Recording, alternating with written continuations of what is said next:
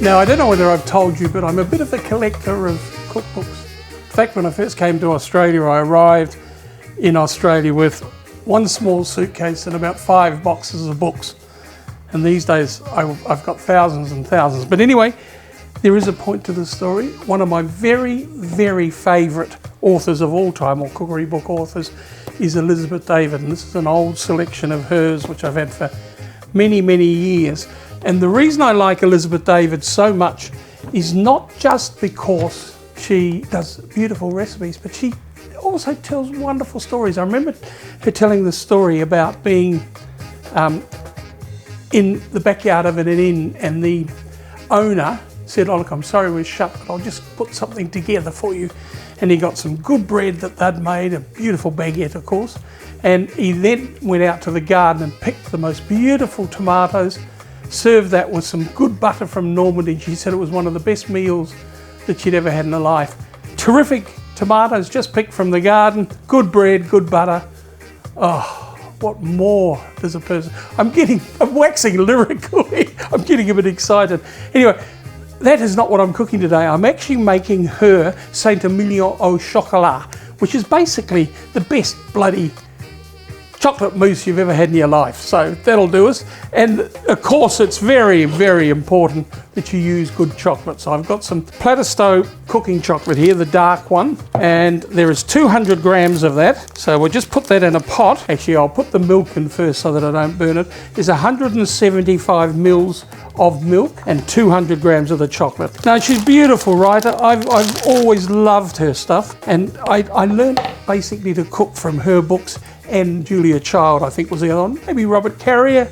You know, some of those wonderful old, when I say old writers that were not just about the recipes. They really did tell you lovely stories. It's a valued possession of mine, that old selection of her recipes. And what I've got in here is 100 of softened butter and 100 of caster sugar. And we're just going to beat that up until it's soft and fluffy.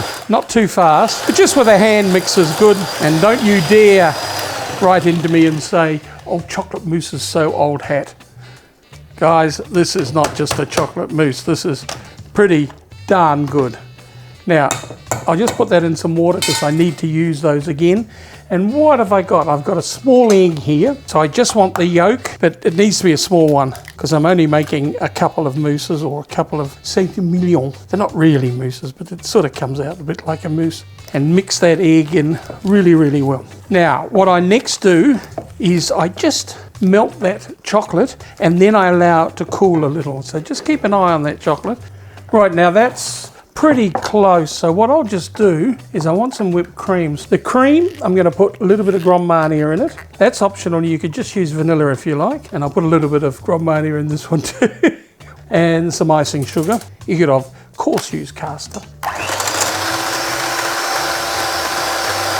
Now normally when you make a chocolate mousse, you use whipped cream in it. This one, as I said, is not really a chocolate mousse. It just ends up tasting like an amazing mousse type thing. So the cream doesn't actually go into the mousse or the Saint Emilion. My French leaves a lot to be desired. Be very careful, don't over whip this. I do want to pipe it, so it has to be reasonably solid, but I don't want butter. I used to work with a chef many years ago. Oh goodness, was he hopeless. And without exception, when he did the cream, we always ended up with butter because he forgot about it. Into the bowl, all of that chocolate, and then mix it in really well.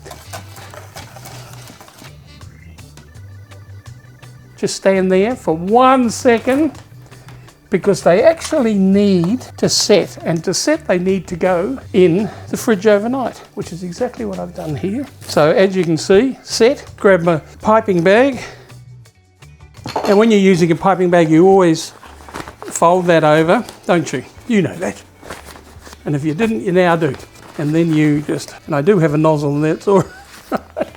And what I've also got, some raspberries, because I think raspberries and chocolate is a marriage made in heaven. Actually, to be honest, because I'm putting the cream on top, You could just throw them on, but I like the idea of doing it neatly. And I do love raspberries. They're my favourite fruit, or berry, I should say. Not bad, could be a little bit neater. I am going to have a taste of this and see how well I've done. This is the one that I set. You see how set it is? It's not ridiculously so. Guys, you would kill for that. That is absolutely stunning. Now, what do we serve it with? Serve it with a nice fortified wine. A Madeira would be wonderful. That's if you're feeling rich.